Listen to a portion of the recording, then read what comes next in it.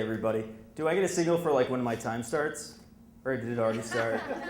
I'm wasting it. Okay, so when I was 20 years old, my favorite activity was running away from my feelings. And I would do this literally, like I would run miles every day just to get the runner's high because I was angry and depressed, and I would just keep running until I wasn't angry and depressed anymore. And I did it so much that I really began to identify as a runner. Like that's the thing that I was. And not in the marathon-y way of like dude with short shorts and fanny packs, but like the junkie way where I just had to keep doing it. I mean, that's part of who I was until the day that I wasn't anymore. And that day I was on, several miles into a run and I twisted my ankle.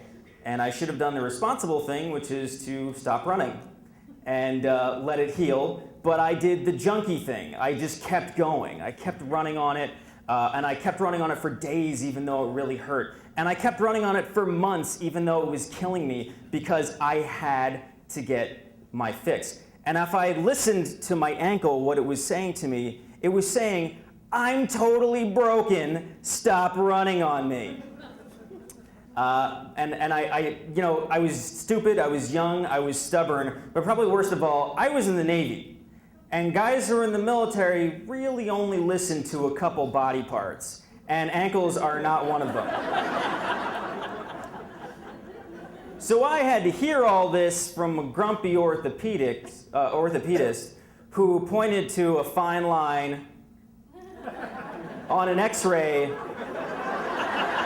right at the top of my ankle. And then he pointed to a dark spot on an MRI. And he said, that's where the bone fragment came out and destroyed all your cartilage. It's all dead now. For the past couple months, you've been running bone on bone. Yeah. So he gave me two options. He said, you can either get reconstructive surgery in your ankle, the procedure he called it, or you can walk with a cane for the rest of your life. Totally up to you.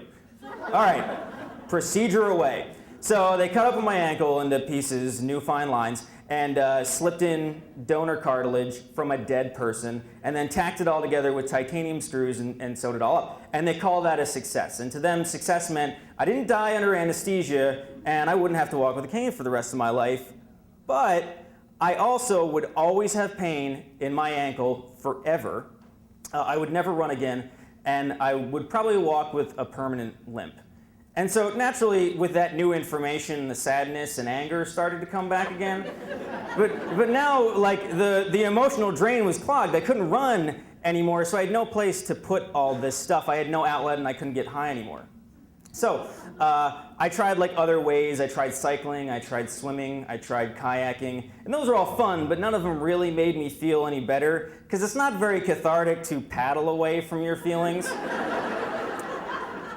So I tried even more extreme things. I tried rock climbing and surfing. I went to dance clubs and danced on one leg. I thought I was super hip, and those didn't really work.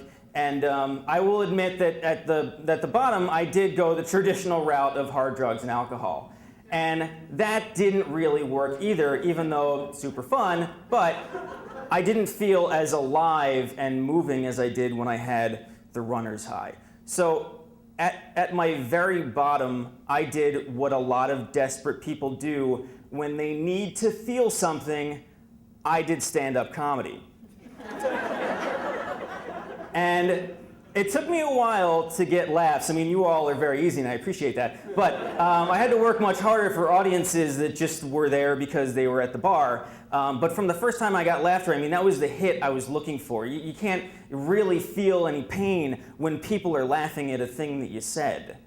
But what was strange is that the thing that got me over the hump and the thing that really kind of made me whole again wasn't the time when people were laughing at me. It's the times when they didn't laugh at all. When I put my heart and soul and my creativity into a joke and I was met with nothing but stone faces, or people who just hated me because I was trying to be funny. And after you see an audience like that, you can't be embarrassed about anything. If you put your 100% and nobody cares about it, you're bulletproof. And that's where I am right now.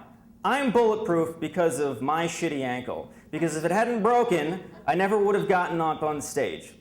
And so I'm really thankful for it because it took me from the person that I was, which is a guy who was running away from life, into the person that I am, which is a guy who faces life and then goes and acts out in front of rooms full of strangers.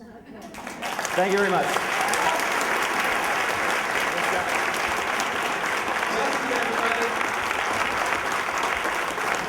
Thanks. Finish level. 10 seconds.